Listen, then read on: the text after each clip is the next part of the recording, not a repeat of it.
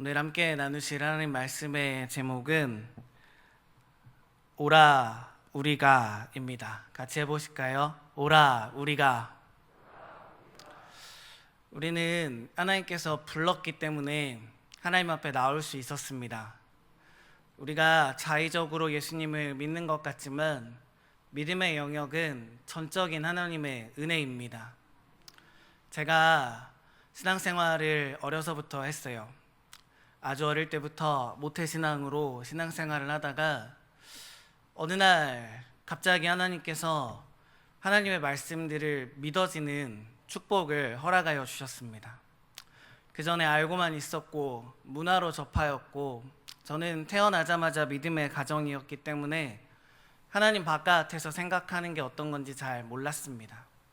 그러나 20대에 신앙의 방황이 시작되고 마음에 하나님 두기를 싫어하고 하나님께서 원하시는 것이 무엇인지 어렴풋이 알고는 있으나 하나님으로부터 벗어나려고 하던 그때에 하나님께서 제 마음을 불같이 일으키시고 제 마음 가운데 믿음이라는 것을 불어넣어 주셔서 그 믿음이 제가 알고 있던 모든 말씀을 사실로 나타나게 했으며 제 마음 가운데 어려서부터 새겨주셨던 그 말씀이 저를 주장하게 하셨습니다. 오늘 새벽에 미명에 잠을 깨어서 이 자리에까지 나오게 되는 것은 절대 우리의 의의가 아닙니다. 하나님이 그리스도께서 우리를 구원하셨음을 믿어지게 하여 주셨으며 그 믿음이 우리를 주장하였으며 그 믿음에 순종할 때에 하나님이 응답하신다는 것을 우리가 알기 때문입니다. 하나님이 말씀을 믿어지게 하실 때 우리가 마음 가운데 하나도 하나님을 재지 않았으면 좋겠습니다. 하나님은 세상의 모든 문제들보다 크십니다. 하나님은 세상에 있는 모든 죄악들보다도 크십니다. 하나님은 우리가 생각하는 것보다도 훨씬 더 스케일이나 사이즈가 크신 분이십니다. 국가의 문제를 하나님께 올려드리는 이유가 이런 것이 아닙니까? 우리 개인의 문제를 하나님께 올려드리는 것이 이러한 이유가 아닙니까?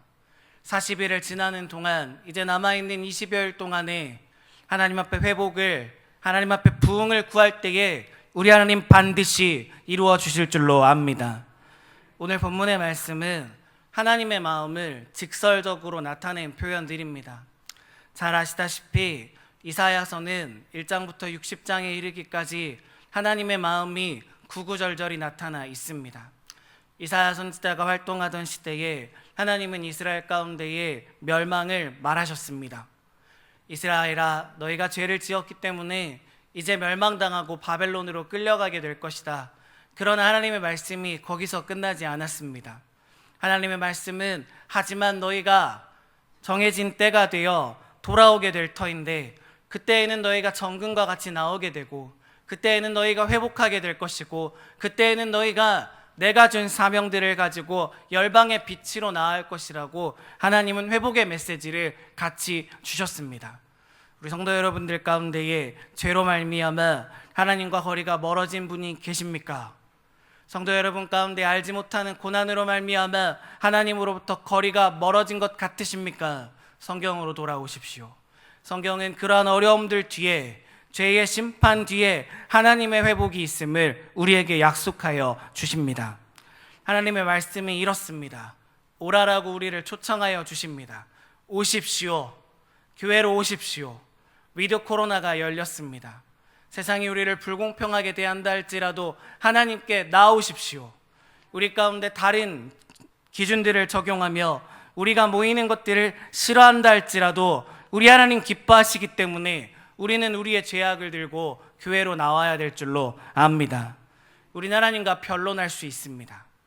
법정에 갔을 때에 죄를 지은 사람은 검사가 이 죄 지은 사람을 고발하게 됩니다. 검사는 이 사람의 죄악을 낱낱이 고하고 재판장에게 가서 이 사람을 처벌하여 줄 것을 이야기합니다. 그러나 법정에는 죄인 혼자 들어가지 않습니다. 법정에 누가 같이 들어갑니까? 죄인 옆에 누가 같이 들어갑니까? 하다못해 가난한 자들, 극악무도한 죄를 지은 자들을 위하여 나라는 국선 변호사라는 것을 선임하여 변호인을 붙여서 법정에 들어가게 합니다. 그러나 우리에게는 우리의 죄를 영원히 변론하여 주실, 대변하여 주실 영원한 대언자가 계시니 그 이름이 예수 그리스도이십니다. 우리가 하나님께 나아갈 때에 그리스도의 이름을 들고 그리스도의 손을 붙들고 영원하신 재판장 앞에 나아가는 것입니다. 우리의 마음이 하나님 앞에 어쩌면 떳떳하지 않을 수도 있습니다. 하나님, 내 안에는 음란이 가득합니다. 하나님, 내 안에는 악독이 가득합니다. 하나님, 저는 하나님보다 돈을 사랑하였습니다. 하나님, 저는 명예를 사랑하였습니다. 하나님, 제 입에는 아직도 거짓말이 있습니다. 그러나 우리가 그리스도의 손을 붙들고 재판장 가운데 나아갈 때에 예수 그리스도께서는 우리의 입을 막으시며 당신의 피 묻은 손과 피 묻은 옆구리와 피 묻은 발과 그의 고통의 흔적들을 하나님 앞에 내어 보이시며, 아버지, 내가 이들을 위하여 죽었으니 이들을 죄 없다 하여 주시고 다시 한번 사명을 회복시켜 주시옵소서. 우리 하나님이 고백하여 주실 줄로 압니다. 교회가 왜 실망합니까? 개인이 왜 실망합니까? 예수를 믿은 사람이 왜 넘어져서 일어나지 못합니까? 그것은 우리 가운데에 변론하여 주시는 그리스도에 대한 믿음이 없기 때문입니다. 성경은 이야기합니다.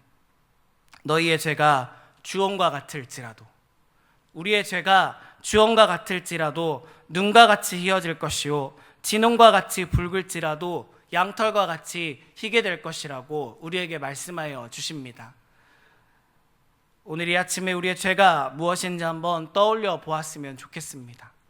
분위기에 휩쓸려 신앙생활은 하는 것은 아닌지, 우리가 그냥 믿음의 습관들을 따라 하나님 앞에 나오는 것이 아닌지, 말라기서에 하나님께서 말씀하셨던 것처럼 예배당만 밟으며 하나님께서 싫어하는 예배를 매일매일 올려드리는 것은 아닌지 한번 생각해 보았으면 좋겠습니다. 하나님은 외모를 보시지 않습니다. 사람은 외모에 속아 넘어갑니다. 경건한 척, 믿음이 있는 척, 하나님 앞에 나와 예배하는 척, 예수를 믿는 척, 사람들은 속일 수 있으나 중심을 보시는 우리 하나님은 속일 수가 없습니다. 진정한 회개는 내가 나 된 것을 하나님 앞에 인정할 때 나타나게 되고 드러나게 됩니다. 우리의 밑바닥에 있는 죄악들을 하나님께 용기를 가지고 토로하는 시간이 되었으면 좋겠습니다. 하나님, 나는 이러합니다. 하나님, 나는 이런 부분들에 대해서 하나님에 대한 신뢰가 없었습니다. 여기에서 하나님의 회복이 시작될 줄로 압니다. 성경은 죄에 대하여 이렇게 이야기합니다. 로마서 3장 10절입니다. 로마서 3장 10절에 보면 하나님께서 사람에 대해 이렇게 이야기하십니다. 의인은 없나니 하나도 없습니다. 우리는 이 말씀이 먼저 믿어졌으면 좋겠습니다. 우리는 하나님 앞에 죄인입니다. 하나님 앞에 죄인이고 하나님 앞에 우리는 무능한 자들이라는 걸 인정할 때에 회개할 수 있습니다. 요한복음 16장 9절입니다. 죄에 대하여라 함은 예수님을 믿지 않는 것이 죄라고 성경은 명시하고 있습니다. 우리는 예수님을 믿을 수 있기를 주님의 이름으로 소망합니다. 예수님을 믿는다는 것은 앞서 말씀드렸다시피 하나님의 전적인 은혜입니다. 우리가 오늘 기도해야 될 것은 하나님, 나에게 믿음을 주십시오. 죄가 예수님을 믿지 않는 거라 하였는데 나는 아직도 불신자의 자리에 있는 것 같습니다. 하나님, 내가 이러한 죄 때문에 하나님께 나아가지 못하는 것 같지만 회개하지 못함이 믿음이 없음을 하나님 고백할 때에 용서하여 주시고 큰 믿음을 허락하여 주십시오. 이렇게 기도할 수 있으면 좋겠습니다. 예수님이 제자들과 함께 계시다가 이제 제자들만 배에 남게 되고 예수님이 먼저 건너가신 적이 있습니다. 그때에 갈릴리 바다 가운데에 거대한 풍랑이 일어나게 되고 제자들이 그 가운데 두려워 떨며 어찌할 바를 모를 때에 예수님께서 물 위를 저벅저벅 걸어오십니다. 그리고 배에 승선하셔서 첫 번째 한 말이 무엇인지 아십니까? 어찌하여 두려워하느냐, 믿음이 적은 자들아. 나라가 흔들리고 있는 것 같습니까? 우리가 신앙의 생활의 근간이 흔들리는 것 같습니까? 복음과 믿음에 대한 자유를 빼앗기는 것과 같습니까? 예수님 우리에게 물어보십니다. 너희에게 믿음이 있느냐? 어찌하여 두려워하느냐? 믿음이 적은 자들아. 우리가 여기에서 시작할 수 있기를 원합니다.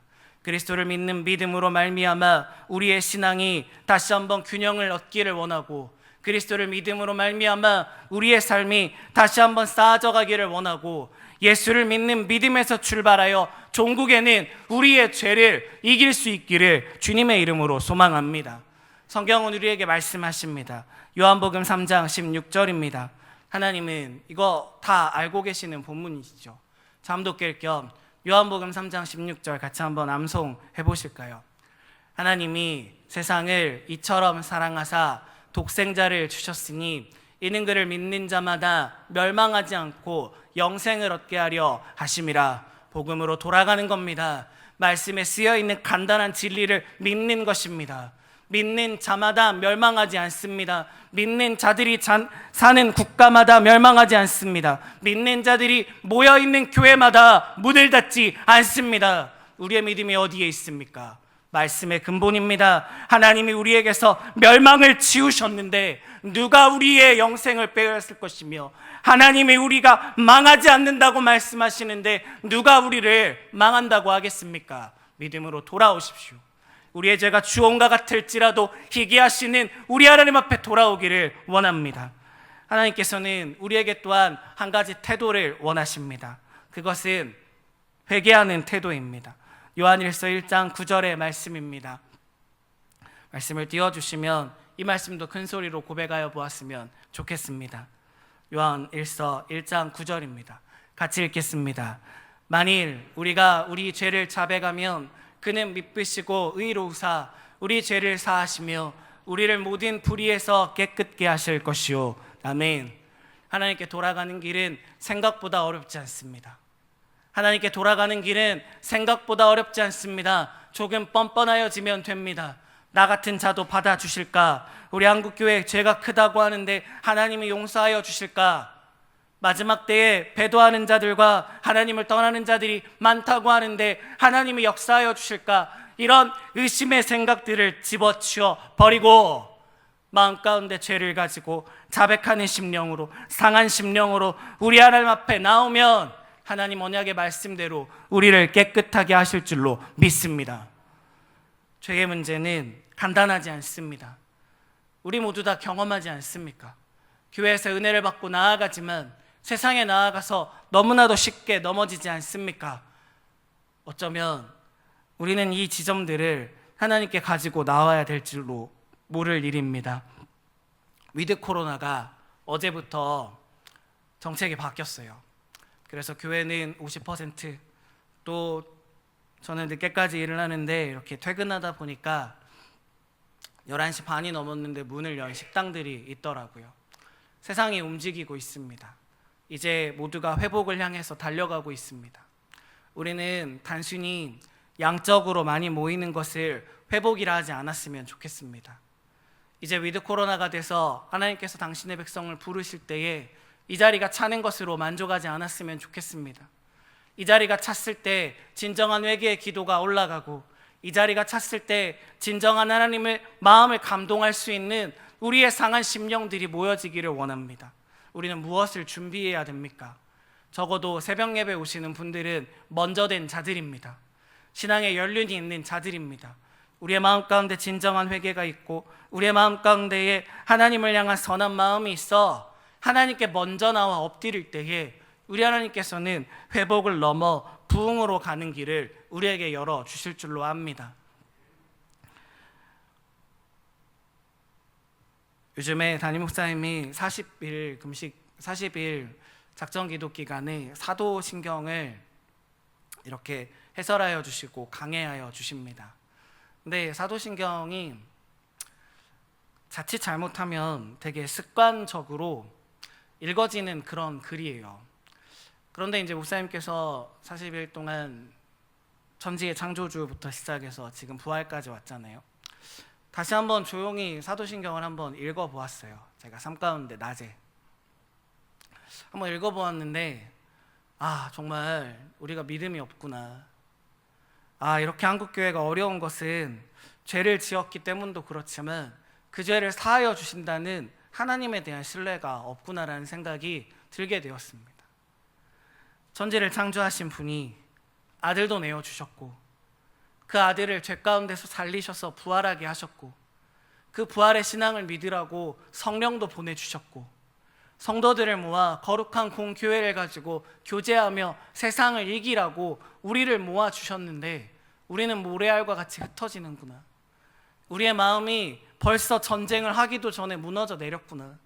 하나님의 마음을 좀 우리가 알았으면 좋겠습니다. 성경을 통틀어서 탈탈 털어서 한 문장으로 이야기한다면 이사야서 오늘 읽은 1장에 나와 있는 말씀입니다. 하나님께 돌아오십시오. 하나님께 나와 우리의 주홍 같은 죄와 우리의 붉은 죄들을 토로하여 내시고 하나님과 화목하게 되어서 성령의 능력을 덧입고 아직도 저 바깥에 죄인 되어서 하나님과 대적한 자들 가운데 우리를 보내시기 위해 하나님이 부르셨음을 믿고 복음의 강자가 되어 복음의 야성을 가지고 하나님께 깨끗하게 받은 심령으로 세상을 향해 뛰어나갔으면 좋겠습니다. 교회는 사명을 감당해야 됩니다.